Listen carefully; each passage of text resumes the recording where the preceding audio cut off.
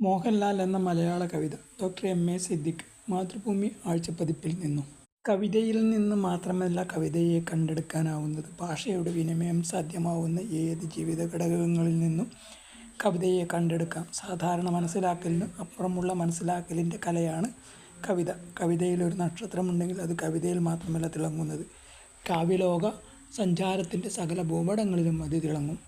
മലയാള സിനിമയിലെ റിയലിസ്റ്റ് കാലത്തിൻ്റെ ഒരടയാളവും മോഹൻലാലിൻ്റെ സിനിമകളിൽ എങ്ങുമില്ല. നവതരംഗത്തിൻ്റെയും ആധുനികതയുടെയും വരവ് കാൽപ്പനിക ഭാവുകത്വത്തിൽ സൃഷ്ടിച്ച മാറ്റങ്ങളെ ഏറ്റെടുത്ത കഥാപാത്രങ്ങളാണ് അദ്ദേഹത്തിൻ്റെ ആദ്യകാല സിനിമകളിലുള്ളത്.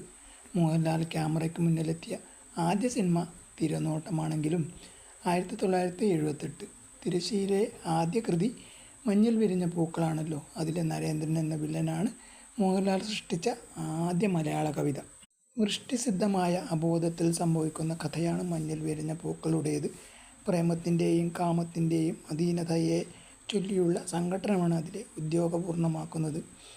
അതിലെ 3 കഥാപാത്രങ്ങളും തുടരെ മരിച്ചു പോകുന്നത് മൂവരും അത്രമേൽ പരസ്പര ബന്ധിതരാണെന്ന് കാണിക്കുന്നു.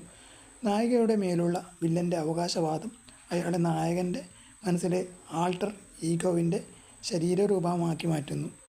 ഈ വില്ലൻ കഥാപാത്രത്തിൻ്റെ ഏറ്റവും പ്രകടമായ ഗുണം ഉന്മാദമാകുന്നത് ശ്രദ്ധിക്കേണ്ടതാണ്. കവികൾക്ക് ആവശ്യം വേണ്ട ഗുണമാണ് ഉന്മാദമെന്ന് പ്രസ്താവിച്ചത് പ്ലേറ്റോ ആണ്.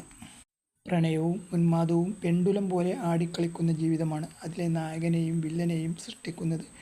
അബോധത്തിൻ്റെ കലയാണ് കവിത എന്ന് പറയാവുന്ന വിധം ബോധമനസ്സിനെ പെട്ടെന്ന് പിടിതരാത്തത്ര സൂക്ഷ്മമായാണ് ആ ചലച്ചിത്രം, അതിലുമേറെ നരേന്ദ്രൻ എന്ന കഥാപാത്രം സൃഷ്ടിക്കപ്പെട്ടിരിക്കുന്നത്. മനഃശാസ്ത്ര ഭാഷയിൽ പറഞ്ഞാൽ സുഖദായകത്വത്തെ എപ്പോഴും കാക്ഷിക്കുന്ന പ്രയോഗത്താൽ നയിക്കപ്പെടുന്ന ഈഗോയും തമ്മിലുള്ള അമിതമായ